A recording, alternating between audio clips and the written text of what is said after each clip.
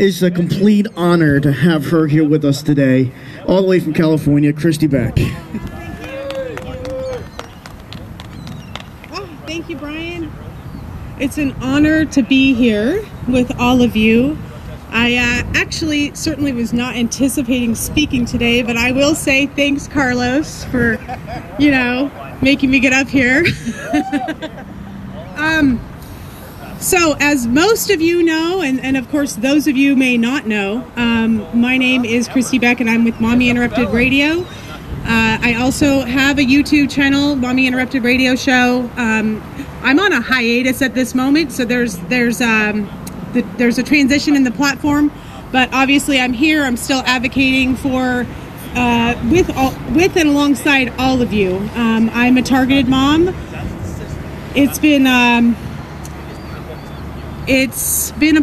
been 4 years since I've had a relationship with my daughter. My whole family has had a relationship with my daughter, and the reason for that is parental alienation and our court system, really, truly.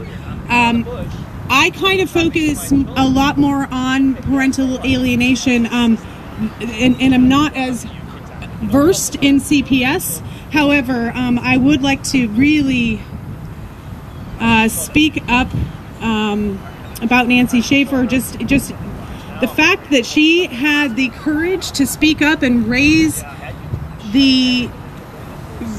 speak up about the corruption in the system, and what happened obviously is she lost her life because of it in speaking the truth, and so everybody here today is very courageous. So thank you, Brian, for putting this event on. I know this is how many times now? 5? Your 5th year for hosting this event. And there have been some incredible speakers today, and I I had nothing prepared. But so Mommy Interrupted Radio Show, we also Carlos Rivera, Kristi's gonna do like a little flop right here. What I wanted to do actually is that I want to, hey, Mr. Phone Helper, can you help me? I wanted to read you a poem because, a lot has been discussed today about the darkness and about corruption. And we parents are suffering. We've suffered at the hands of our court system. And this is a poem that is really near and dear to my heart that I'd like to share with you. Many of you may know it. And it's If by Rudyard Kipling. Do any of you out there know this poem? No? All right, here we go. Can you do me a favor and go the other side, or at least back there? All right. I know. No, it's all good. Thank you. So the poem is, and it's an inspiration to me because so many of us who are kept from our children get into our deepest places of despair. And we need to find that faith. We need to delve deep and stay strong. And we need to remember how important it is that we get ourselves healthy, because we need to be healthy for when our children come back. We need to stay strong. Our children need us. So here's the poem. If you can keep your head when all about you are losing theirs and blaming it on you. If you can trust yourself when all men doubt you, but make allowance for their doubting too. If you can wait and not be tired by waiting, or being lied about, don't deal in lies. And let's be true about this. I'm sure most of us here have experienced being lied about. Or being hated, don't give way to hating, and yet don't look too good nor talk too wise. If you can dream and not make dreams your master. If you can think and not make thoughts your aim. If you can meet triumph and disaster and treat those two impostors just the same. If you can bear to hear the truth you've spoken, twisted by knaves to make a trap for fools, or watch the things you gave your life to broken, and stoop and build them up with worn out tools. If you can make one heap of all your winnings and risk it on one turn of pitch and toss and lose and start again at your beginnings and never breathe a word about your loss. Now, I disagree with that part because I believe it's important for us to speak up in order for us to gain our strength. So if you can force your heart and nerve and sinew and turn your and to serve your turn long after they are gone, and so hold on when there is nothing in you except the will which says to them, hold on. If you can talk with crowds and keep your virtue, or walk with kings, nor lose the common touch, if neither foes nor loving friends can hurt you, if all men count with you but none too much, if you can fill the unforgiving minute with 60 seconds worth of distance run, yours is the earth and everything that's in it, and which is more, you'll be a man, my son. Of course, this is, yeah, that's one of my very favorite poems. And actually, I see someone, I don't know, where did you come from, Monica? Because,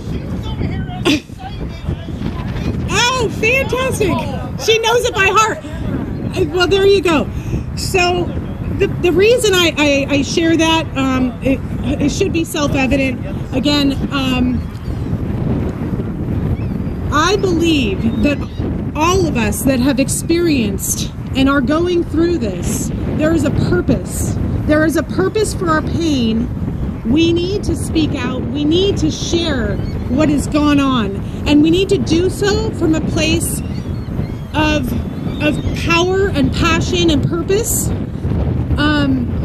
There is no greater,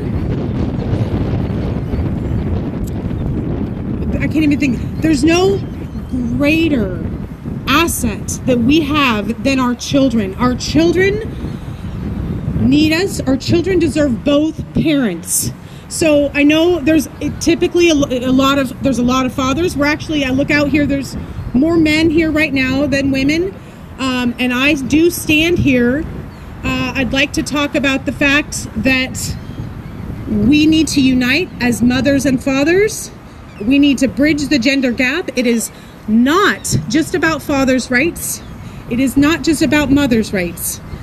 Both parents deserve to have equal access to their child. And that is something that is really, I need everybody to understand.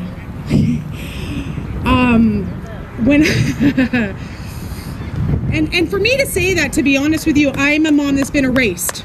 Okay, I could very likely have a lot of anger, a lot of anger and hatred, a lot of anger and hatred toward men. But I don't. I understand the value of fathers. Fathers are so important in the lives of our children. And perhaps it's because I have a fantastic father and I have a wonderful relationship with both of my parents. Maybe that's what brings it for me. But because of that, I know I would never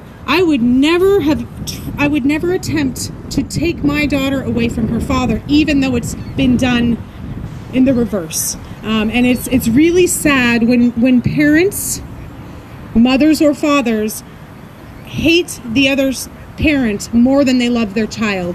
So my goal in life is to just raise awareness that this happens, and for us to learn to support each other.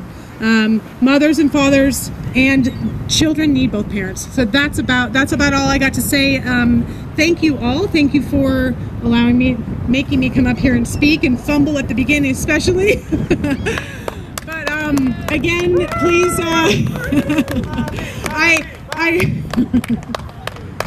so Mommy Interrupted Radio Show, I actually am building a website. It's kristibeck.net, and I will be doing more interviews. Before I leave the mic, I would like to also discuss some upcoming events. If someone has, Mark Young, I know, mentioned the Million Parrot March. Hold on, I'm gathering my thoughts. I'd like to say something else. Yeah, I'd like to, I'm going to backtrack a moment. I'm going to backtrack. we're here in Washington, D.C., and this is very important. No, September 11th of last year, I joined many of you, and I met many of you here in Washington, D.C. with the walk with Restoring Freedom with Cash Jackson. And Brian, I know you were responsible for putting together the route for that day. That was a very powerful day. I think everybody that's here knows the power of that day. We all came together, and we need to unite. So this coming September 18th is Million Parent March, and everybody from every movement, put aside your differences, put aside your political differences. Let's all be here, please, September 18th. I'm going to be here, and I hope you're going to be here. So that's an event in September, but now backtracking. Coming up next month in April 29th in Dallas, Texas, is the Parental Alienation Awareness Symposium with Dorsey Pruder and Dr. Craig Childress. I'll be attending, and I know there's a few people here that are going to be attending as well. It's a day-long symposium, and I highly encourage, if you haven't, it is a ticketed event, so it's not just a show-up free event. It is a ticketed event, and I believe it's $100 or $150 for the one day. But there are going to be fantastic speakers and a lot of really good information. And Dr. Childress will be there and will be giving a lot of good information. I know Dorsey Pruder will be launching her book that day as well, one of her new books. So please make it to that. That's April 29th. What else do we have after that? I thought, no, there's this rally.